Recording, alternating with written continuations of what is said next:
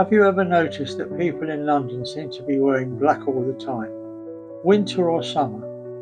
It doesn't seem to matter anymore. It really has become the vogue. Yet I'm sure this love affair with black didn't happen overnight. It developed over centuries, shaped by Britain's history, climate, and unique national character. It all began, I'm sure, with the Industrial Revolution.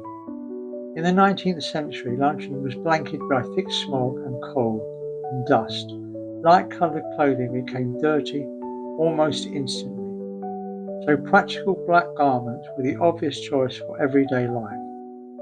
But history is only part of this story. Another major influence came from Queen Victoria. For anyone unfamiliar with British royal history, Queen Victoria was the great-great-grandmother of Queen Elizabeth II and the great-great-great-grandmother of today's monarch, King Charles III. After the death of their beloved husband, Prince Albert, in 1861, Victoria remained in mourning for the rest of her life, almost 40 years. Throughout that time she wore black almost exclusively. In doing so, she transformed black from a colour of grief into the ultimate symbol of elegance, dignity, aristocratic taste in Britain. Victorian mourning wasn't simple.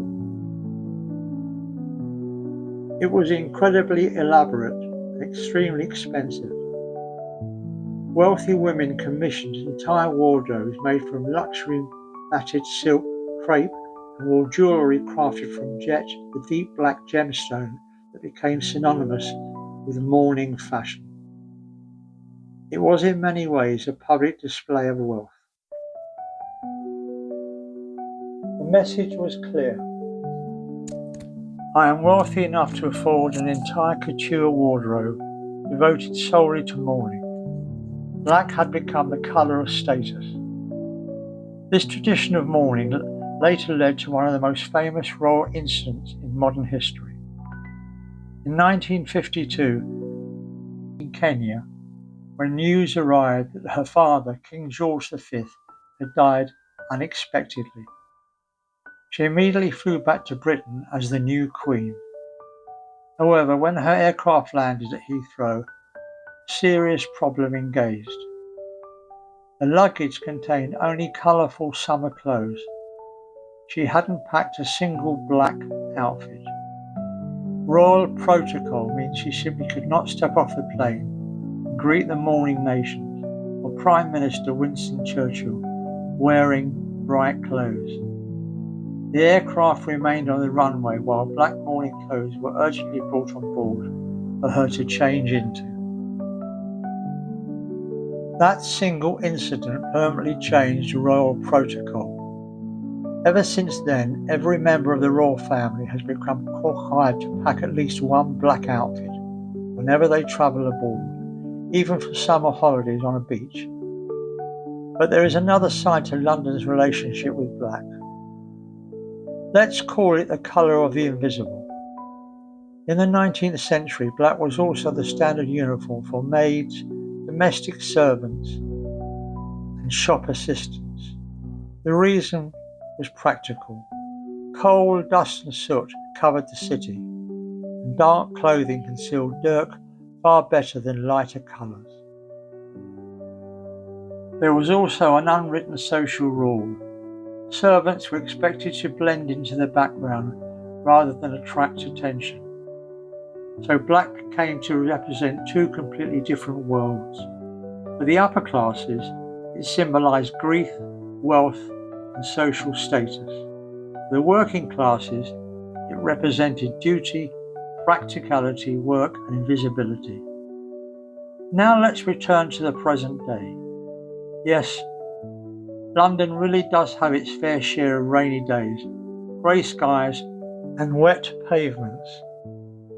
Black clothing hides splashes, mud and damp far better than lighter colours, helping people look smart wherever the weather. But London's fashion culture also plays an important role. On one side, the city is known for understated luxury. timeless tailoring and the polished business dress of the City of London. On the other, London gave the world punk and gothic fashion, two movements where black became an icon of rebellion and self-expression. Then there's modern life. London moves fast. People want clothes that work from a morning meetings to an evening exhibition, a theatre performance or a visit to the pub, without needing to change. Black doesn't exactly do that. So as you can see in London, black isn't simply a gloomy colour.